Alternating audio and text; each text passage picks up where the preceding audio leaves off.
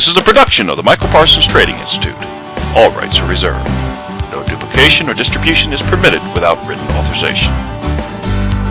Michael Parsons Trading Institute presents Balanced Dynamics, the video series. Disclaimer required by the CFTC: the trading of any financial instrument is risky and can cause substantial loss, including the trading of futures, stocks, mutual funds, or options. The use of stops may not limit losses to the intended amounts.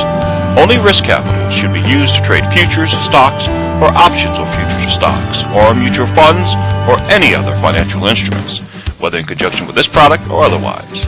All investments and trades carry risk, and you ultimately make all trading decisions, and you are solely and individually responsible for the decisions and the results of those decisions. Past performance is not indicative of the future results. Not all trades were executed in the actual markets, and the impact of the results can be over or understated. The results and sources are believed to be reliable, but no assurance is made for accuracy or completeness, and is subject to change without notice. You must be aware of the risk and be willing to accept them in order to invest in any financial instrument, regardless of the market. Don't trade with money you can't afford to lose. This is neither a solicitation nor an offer to buy, sell any financial instrument. No representation is being made that any account will or is likely to achieve profits or losses similar to those discussed in any of our trading materials or websites. In other words, if you risk it, you can lose it. Balanced Dynamics, video number 7. Trading Balanced Targets, Part 2. We're now going through some actual trades on an intraday, and this will be, for the most part, on 1 minute using the S&P E-mini. The couple of things that I need to set down as some ground rules here. First off, obviously not every trade is going to work out perfectly. Sometimes they do, sometimes they don't. The important thing here is the analysis that we're going to get out of this. Secondly, because of the nature of recording on real time, there will be interruptions in what I am doing, and so I'll be stopping the charts in order to mark up or do whatever I need to do, or tell you what I'm doing or not doing. Third, I'm going to be reducing or cutting out a lot of the time in regard to this recording so that we can keep this within a reasonable amount of time on the video. So with those ground rules set, we're going to go through a couple of things. Now this is, we're getting ready for the day of January 8th, 2008, as you can see down here.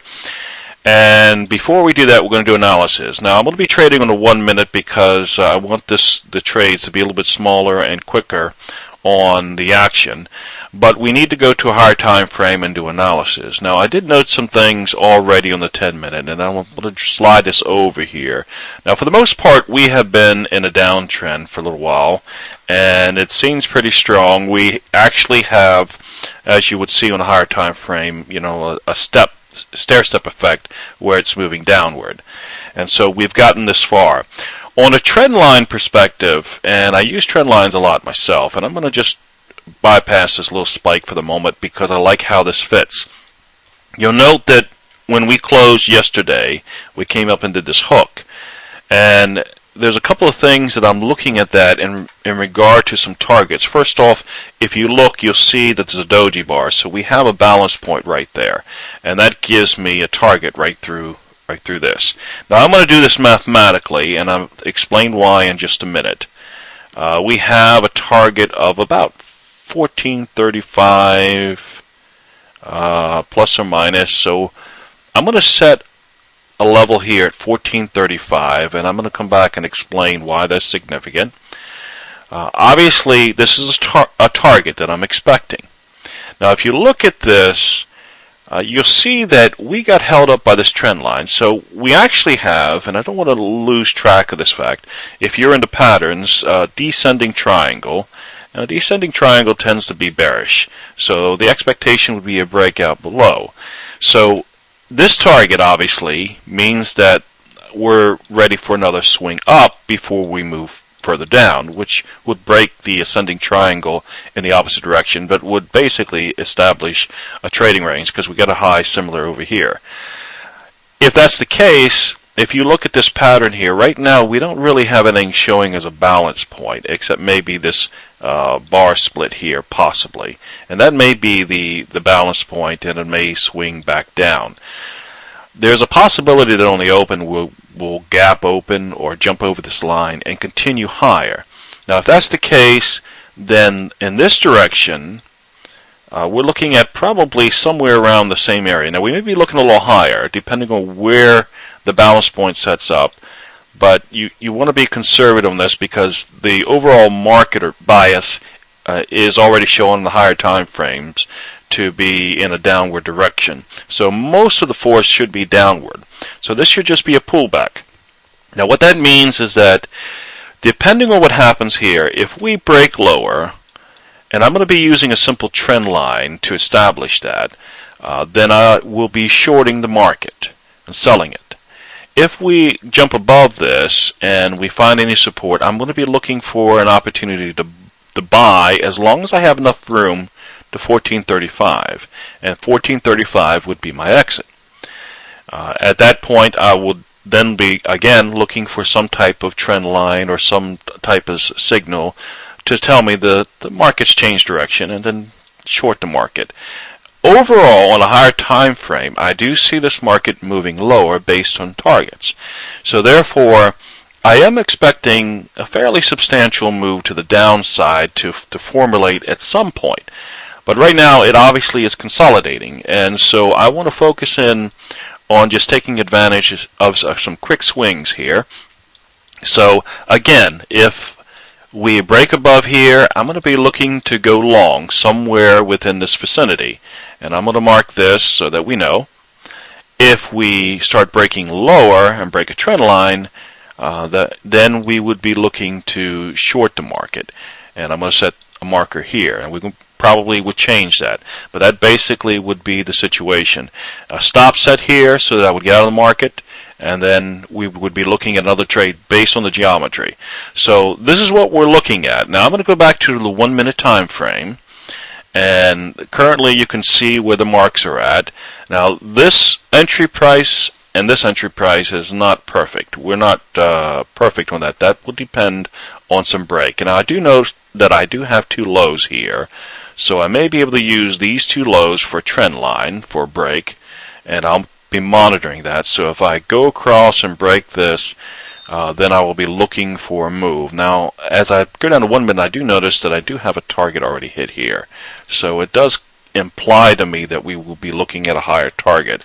In fact, I even have a target going through here. So it definitely looks like it's going higher from this geometry. But the rule is, just because you did analysis and you see something, don't get locked into it. You need to look at it based on what happens and what you get out of it when the action starts. So we're looking at the targets. If one target doesn't look good, or if it looks questionable here, we won't trade it. But we will just basically, this is the parameters I'll be taking.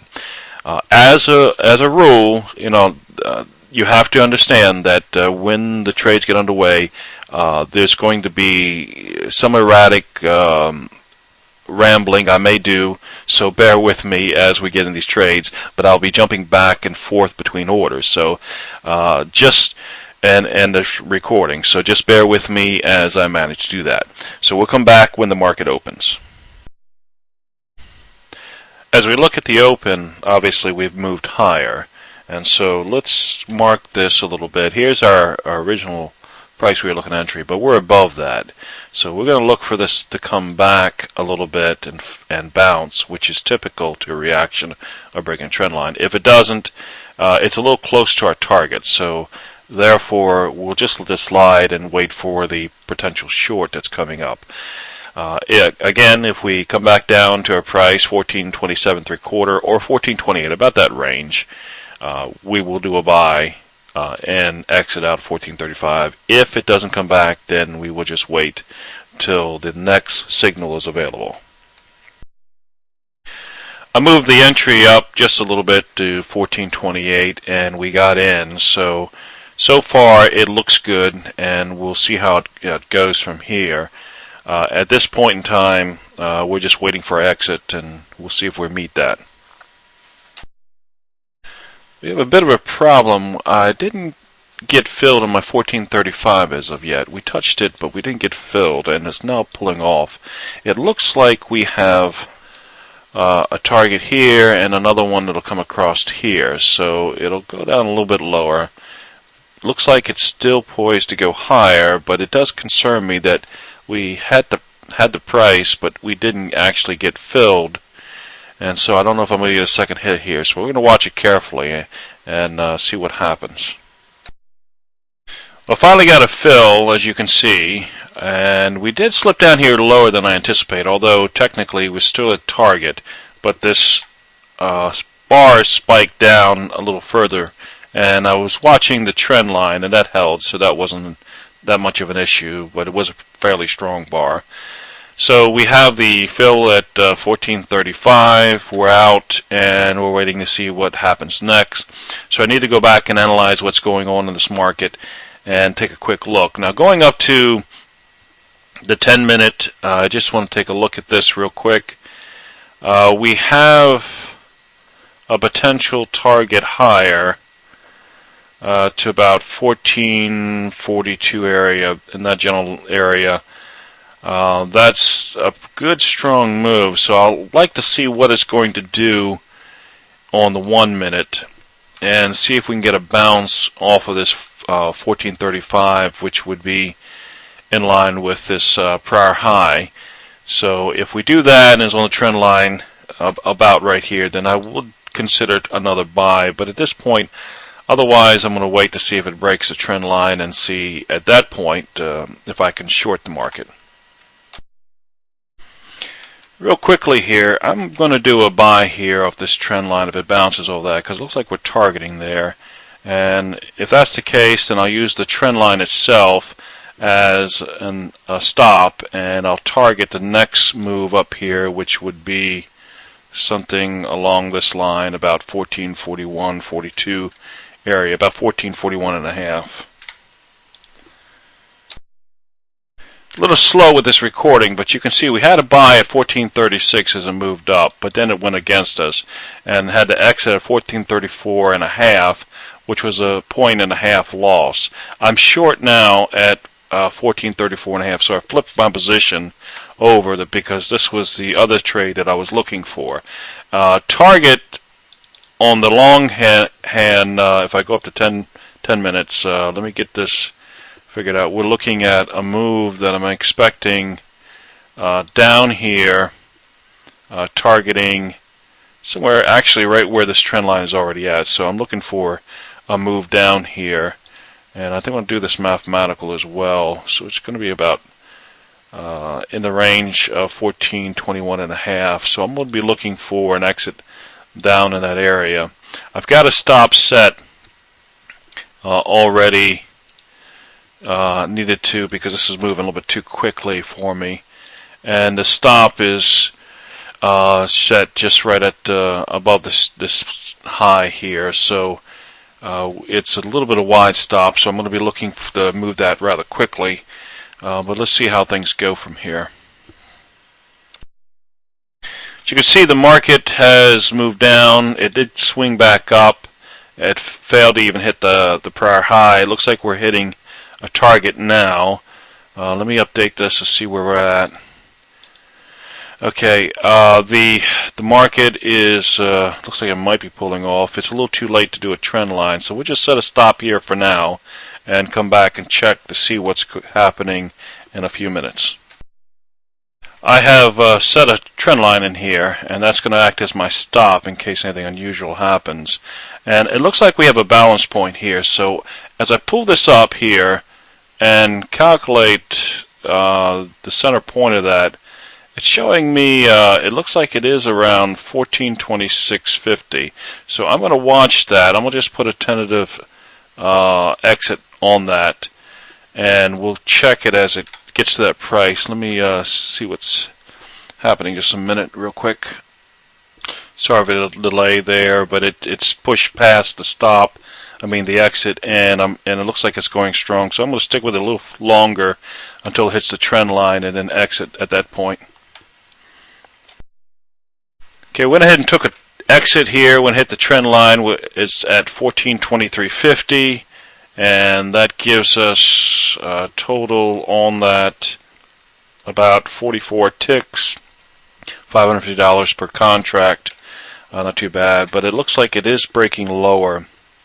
Hold on, let me update this chart. Phone call slowed me down and getting back, but basically, as you can see, it does look like it's still working lower. Now, originally, I had that order. I was looking at another target on a higher time frame at 1421.50, and that would have been a good target unless it continues lower. So that would have been even a better one. But that basically is going to settle it for this morning, because we're coming up on lunchtime, and this is typical. What I take a break during the noon time because the market slows down. So we will break here and end this. If we have an opportunity, I'll come back and do some more this afternoon. But basically, you get the idea. Now let's go back here, and I'm going to summarize this a little bit. I've got this chart on hold. So basically, we had a potential target based on the balance point and another prior target giving us an area of 1435. The prior target giving us the target 1435. We actually had a little higher based on this balance point, but to be conservative, we went with this. The market opened higher, and so it was above what we originally were considering of entering, but the market came back down in our favor. We bought there, so we bought on our terms. We didn't just jump into market. We waited till it swung back a little bit, and we had a target here across that should have come in from this prior high over here to this low. Typically, there's going to be a target. In this case, it met, and we moved from there. We didn't quite get a fill here, so we had to wait for the next time around. And of course, the market moved up. This first one was in the neighborhood of 28 ticks, so that was a pretty good trade there. But we bought here, and this is where we went wrong, because we had a target, which is fine, and it looked like it was going to go higher, but the market just didn't make it. And what's worse, it dropped pretty rapidly, and so when it broke hard. And it broke this trend line in particular that we were looking at. So therefore, we flipped our position and shorted the market because it's now changed direction, and sold at 1434.50. So we took initially a loss here at about 6 ticks, $75, and then we sold here, and it went down to our exit. Not this one, but the higher one. Let's get rid of that one. And so we were looking at profit here of about 46 ticks, or somewhere within that area. I thought it was a little bit less, but somewhere within that vicinity. So we're looking at pretty good, substantial amount of money here, close to about $800. Is what we're looking at. 5 and 3 is 800. $850, and 75 minus 75. So it was $850 profit per contract that we're trading. So it's not too bad, simply working off the targets. Now, as a reminder, we use some of the higher targets to give us a basis for looking at this market and to trade it on the smaller time frame. So we weren't just looking at this market here in this time frame. Options provide a powerful trading instruments, and many markets today offer the opportunity to trade them. If you are an option trader or are considering trading options, then you'll find this next bit of information very valuable. You see, balanced targeting enhances any form of option trading, and that includes whether you're selling options, or what's commonly referred to as writing an option, or buying them. How so? Well, let's consider these 5 reasons. 1. Balanced targeting is a perfect fit for option trading. If you have the knowledge of where the market's going to go and how long it'll take to arrive there, well, then you definitely have an edge when it comes to trading options. 2. It allows low volatile, low price option buying. The lowest price options are going to be typically when a consolidation forms, but that's also the time when it seems less certain as far as which direction the market will move. By using targets, you have the ability to know where price will go, even though if you're currently in a consolidation, and have an opportunity to buy an option at that low price time. 3. Balance targeting enables you to use price and time targets together.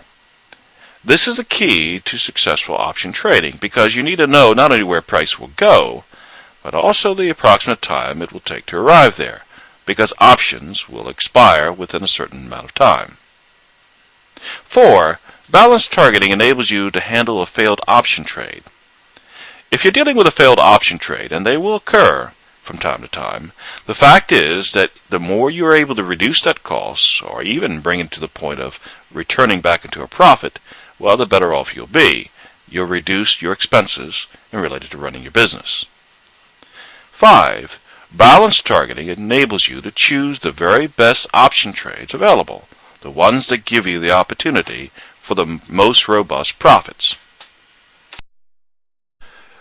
One of the greatest risks in trading a market are changes in volatility, the market moving against you very rapidly in catastrophic fashion. There are some markets that are prone to extreme changes in volatility and are very sensitive to news and reports. But any market can actually react very violently to a particular news event or report. Consider this market of orange juice. You can see how the market has progressed at a certain pace, and it's been rather robust up until this point in time.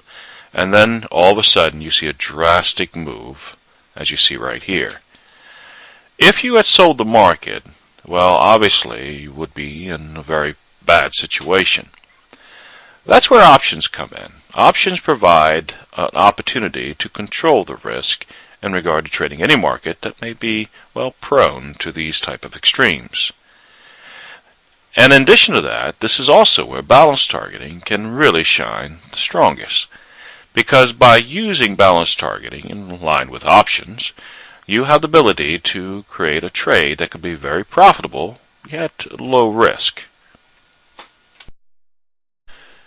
As we clear up the chart and look at it a little closer, we're going to examine this chart of orange juice based on how the two, balance targeting and options, work hand in hand. And as you look at the market, first off, let's just start from the beginning. And if you look at it, from an overall view, I want you to note the differences or changes taking place here. First off, you see an increasing amount of volatility until finally it peaks out very strongly here. Then it consolidates, and then it starts increasing again, as you see here, and then it really makes a move quite strong right there. So you see the changes in volatility happening, and it's having a number of increases in volatility, followed by some points of consolidation. When you're trading such a market, well, it can be quite a challenge because increases in volatility will, of course, distort the chart to some degree.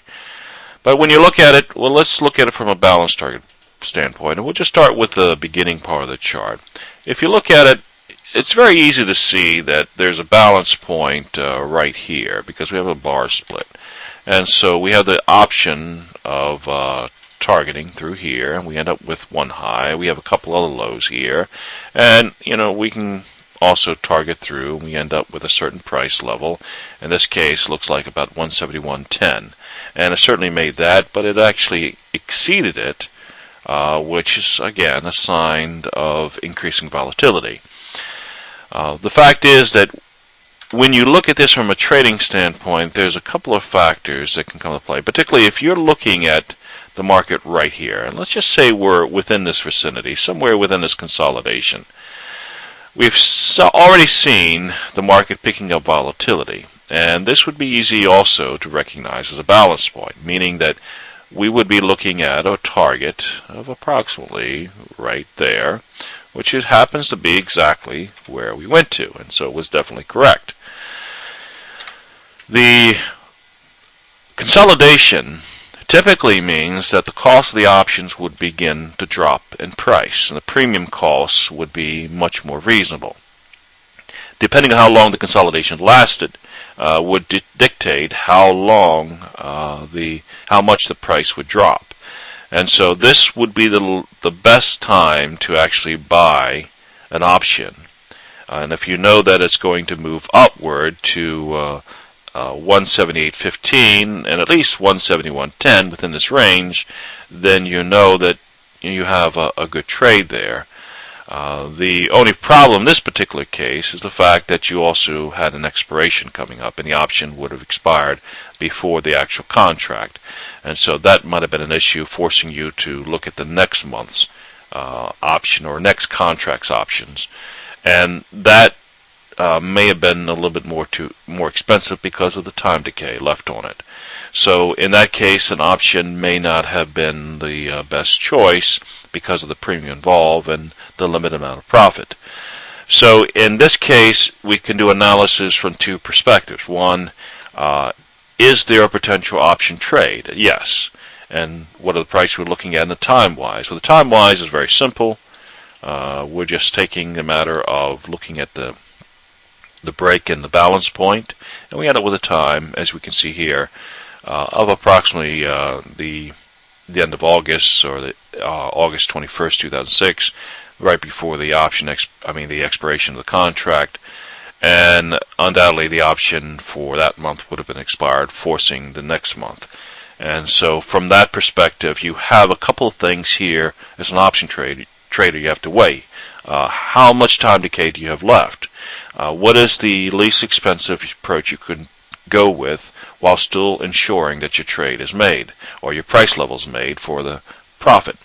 And then what's the cost of all this? If the premium is too high for the profit you're looking at, if moving up to this price level still doesn't cover the cost of the option, well, then it's not worthwhile to actually buy that option. These are considerations that as an option trader you'd have to make. And they are, with balance targeting, you have the ability to actually determine that. Looking from the opposite direction, once this move is met and it starts to consolidate, again creating a situation where the cost of the option starts to drop in cost and premium, we're looking at a balance point where we are targeting across here, and we can see where we end up. Now it's possible that somebody may place a little higher at this level, but there is a bit of a split right here through the pattern, making it quite evident that that's exactly where it goes. But still, it's touched right here, and the market does fall below it here, meaning that when it actually touches, that individual may be looking at this as the low and expecting the market to move higher. The fact is, because of the increasing in volatility, it extends a little further in both directions, and that's to be anticipated and expected under the circumstances of expanding volatility. But when you're trading, it's easy to slip up and make a mistake. Okay, let's say that you do here.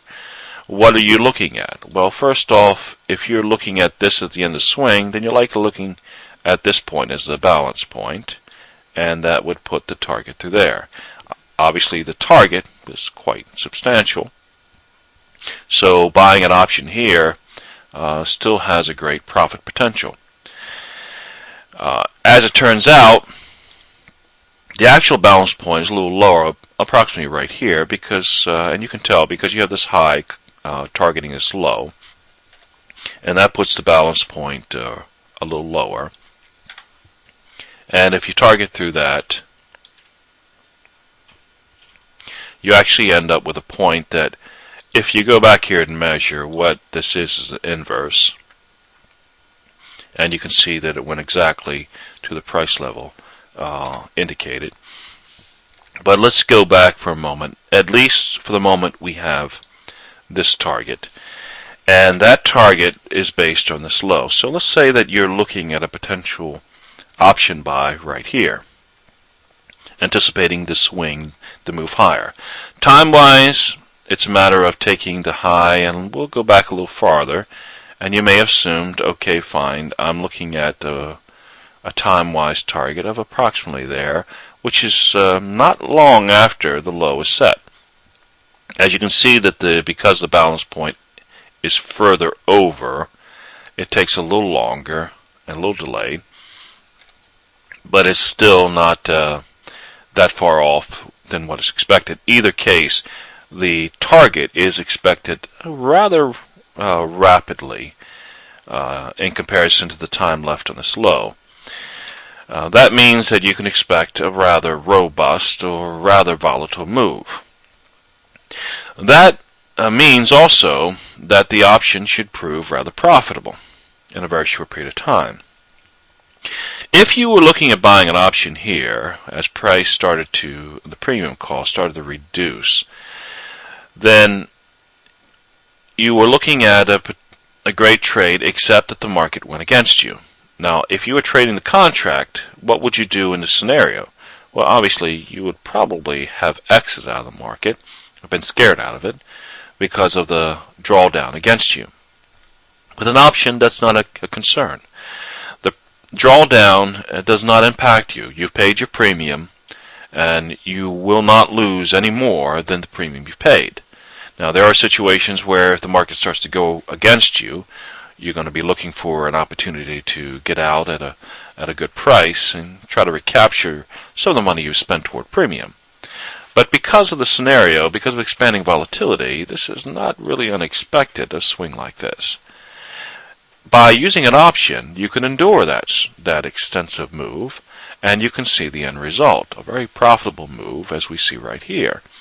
And this is one of the examples of where options and balance targeting work extremely well together to create a great union of a powerful combination of tools that any trader can benefit greatly from. An important consideration when trading options is that of time, or what's referred to as time decay. Now, the fact is that although you may be absolutely correct about the price target, and the market may in fact meet that target without a problem, if you're wrong about the time, well, it doesn't really matter. If you don't have enough time and anticipation of what you expect, then once the option expires, well, it's of no value to you. If you didn't make the price by then, well, you're out of your profit. So therefore, enough time has to be added in as to what's necessary for price to actually meet your price level. At the same time, the more that you add time to an option, the greater the length of time to its expiration, well, the more you add to its cost. And that becomes an issue. Because at some point, the premium can cost so much that the profit, well, it just won't cover that. It doesn't make it worthwhile to actually trade it. So there's a balance there. So how do we determine the time needed to trade an option, at the same time not buying too much, which would be very costly? To answer those questions, let's consider two factors that play a role and impact time delays. They have to do with A, market volatility changes, or the market volatility cycle, and B, delays such as consolidations. If you look at our price here, you can see that it's delayed considerably, and the answer is quite obvious when we look just before it. The consolidation, which was quite extensive. That consolidation, well, was an obvious problem. Now the fact is, consolidations are a fact of life when it comes to the market. And they can't always be anticipated, and the length of time often is something that's difficult to anticipate. But they do show up from time to time. In the normal course of time calculation, we know that, well, from our originating point to the balance point, the amount of time that we see should equal the amount of time from the balance point to the actual target time. But the reality is that that is the minimum we should anticipate. We should be adding extra to accommodate any delays, because delays can occur. Now, how much extra?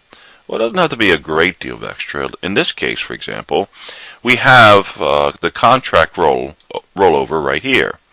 The option expiration would be approximately here. So the amount of time between the minimum and the option expiration was so narrow that it wouldn't be advisable for any trader to really actually think that that would be reasonable expectation. One could go over to the next contract or to the next option available. Here's the rollover of that contract, and the option would have expired shortly before that. And that certainly was more than enough time to cover when price hit the price target. And so, in that case, that's all it would have required. Now, this is a daily chart, so you have to take into consideration what you're looking at as far as targets. But it can be as simple as that. Move over to the next available option to allow the extra room. Unless you're at the beginning, the target is actually in the beginning of the new rollover. The second thing that we want to consider is that of market volatility cycle. Now, we talked about this a little bit once before, but let's go into a little bit more detail. Market volatility tends to follow this course of action. It starts off small and builds on itself, and it'll have little consolidations along the way, but the swings become larger and larger until finally it makes a very strong move. And then it'll consolidate and start building on those swings once again, and then finally have another very strong swing and then returning back to consolidation. So it builds on itself, slowly building higher and higher levels of swings and volatility until it peaks out and then it drops back down and then starts the cycle over. Now, is it always this way? No. There are many variables that play a role in it. But typically, this is the cycle that you'll find. Now, what that means for us is that when we see a very strong move, typically we're going to see a consolidation that's going to follow it. So if you miss the very powerful move, well, you may have to have or add extra time in any option that you decide to buy. If you see actual time or swings building on one another after being in low volatility, well, the time should be getting closer to within the time period as we see on a balance. In other words, the faster it's picking up, the more likely that you'll have it within the amount of time, a lot of time, or even less.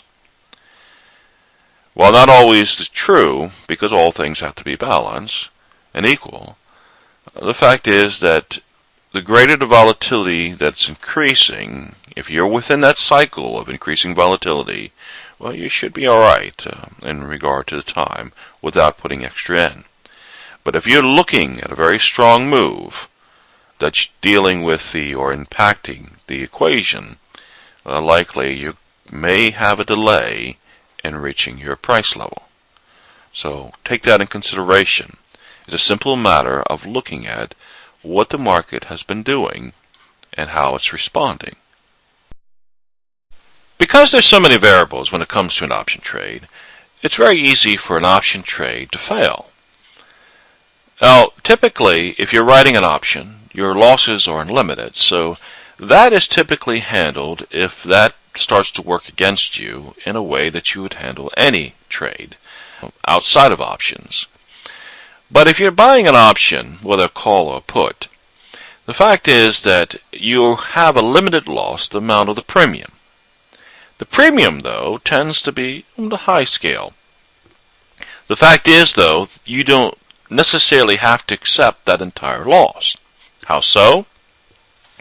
Well, as long as there's some time left on the option, there is the possibility of selling it back to the market, and thereby recoup some of the investment you make in the option. Reducing the cost is a natural part of any business, and it's an important part. The more you reduce the losses you have, the easier it is for the profitable trades to carry you through and create a substantially profitable situation for you. So reducing costs or losses is paramount in any business, including trading. Well, let's look at an example in this orange juice market. Let's say that you looked at this market, and after seeing this move, you saw this consolidation and assumed that it was going to be a balance point. So after it came down to a target level, you bought a call option, expecting the market to move higher. Well, it does move higher, but you're expecting a much more substantial move.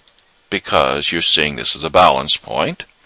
And so you're looking at this market as potentially going up to about 229, 230 area for substantial trade. However, as you can see, the market didn't do that.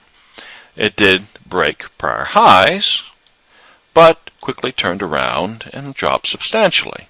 And in fact, it continued to drop for some time. Now, what went wrong with this trade?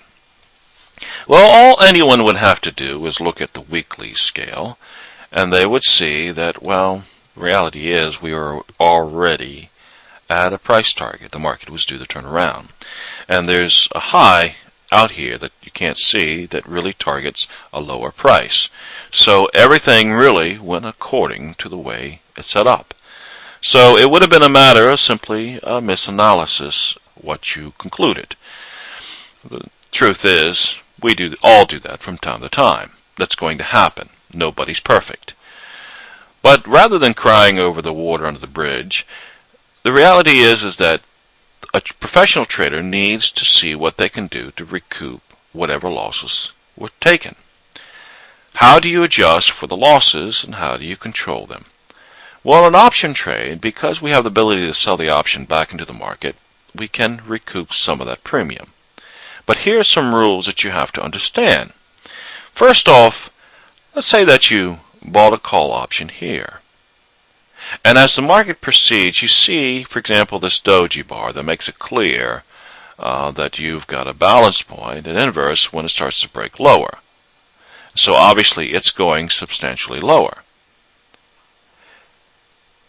If by chance you're able to sell the option at the same price as you bought it, you will not get the same or the full amount of premium back. Why? Well, because time decay reduces the value of the option.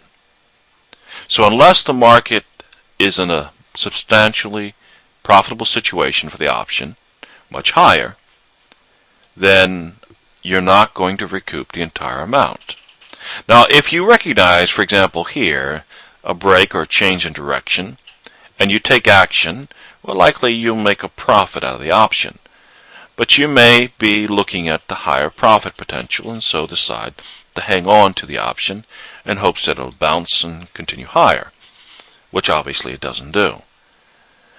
If you get in a situation where the losses start to accumulate, and it's clear that the option is not going to make its price level, what can you do? First off, determine what potential targets the market may come back to. In a strongly trending situation, typically it'll be the horizontal level of a prior high or low. And so typically a zone much like this, because remember, a strong bias in a direction will cause the targets in the opposite direction to come up short. So in this area, we would be looking for the market to move back to. So as the market progresses lower, well then we can look at the potential of the market coming back enough to recoup at least part of the premium. And that's what we're after. Not making a profit, but recouping some of the losses. The problem with this is that there's one other factor that plays a role in here. Again, time decay. While we may be looking at the market moving back in a more positive territory for us, the time it takes can impact the value of the option. If you were looking at selling an option back into the market at this point, and it takes a long time for it to reach this, even though this is a higher price level, it still may not be worth any more than selling it here. Why? Because the time decay reduced the value of the option. So there are two factors that you have to weigh. The price level that the market's likely to come back to, and the time decay that will play a role. Now that depends on the option itself. Obviously, if you're close to expiration, well, then the cost or the value of that option will drop substantially. If you're dealing with a more longer-term option, well, then it may not be that much of a factor if you're not looking at that much of a substantial move in price.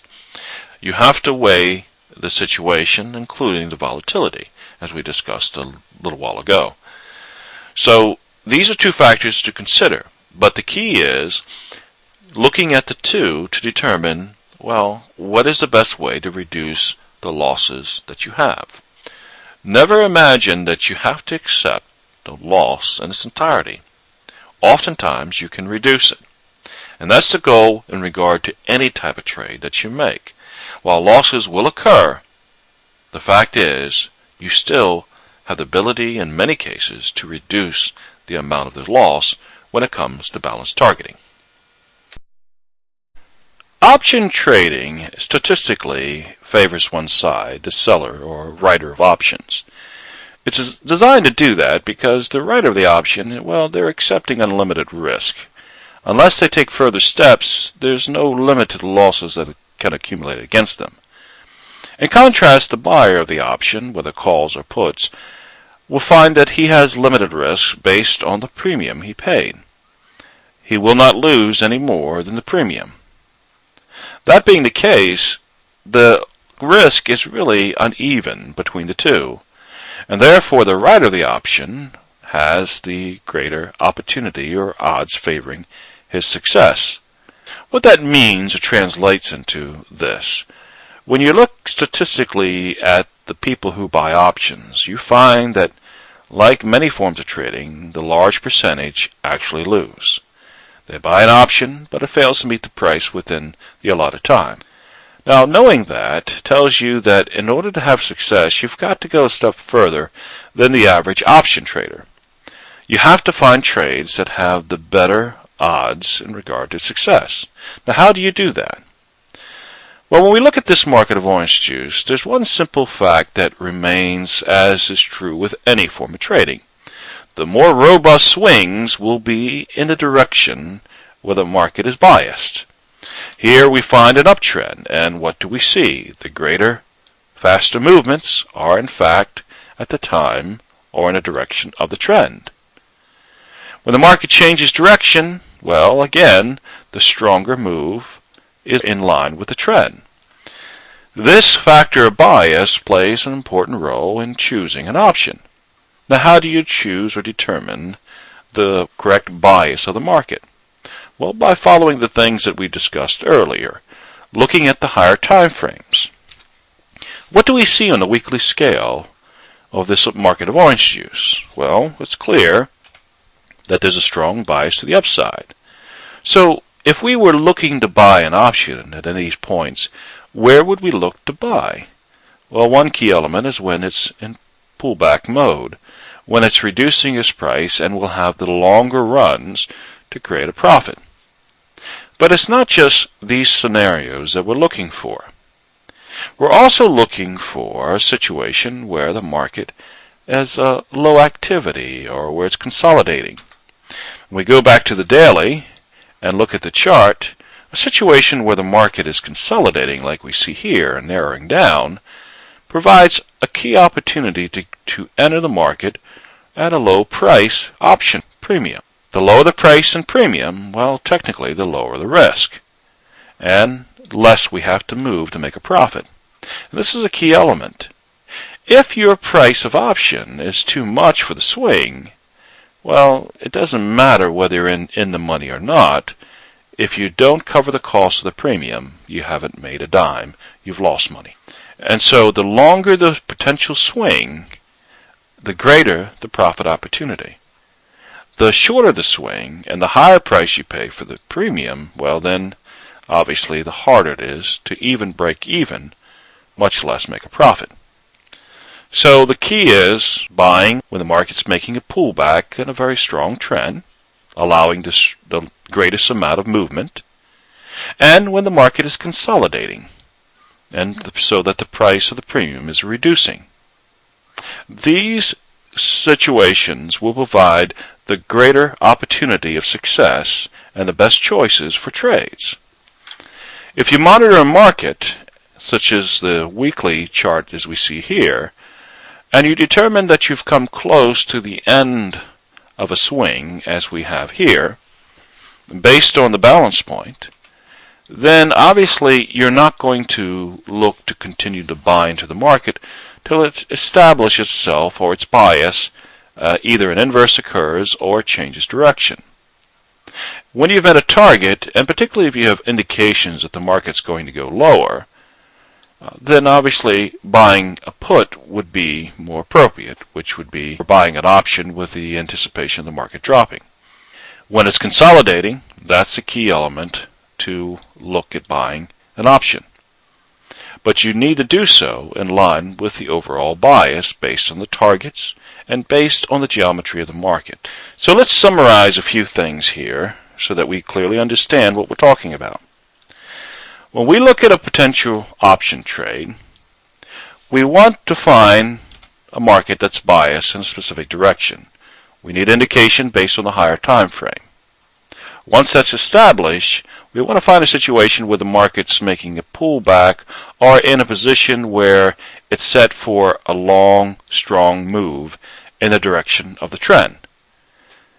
Third, we want to enter where the market starts to consolidate or have a reduction in the amount of swing and movement of the market, thereby allowing the cost of the option to drop to a lower premium.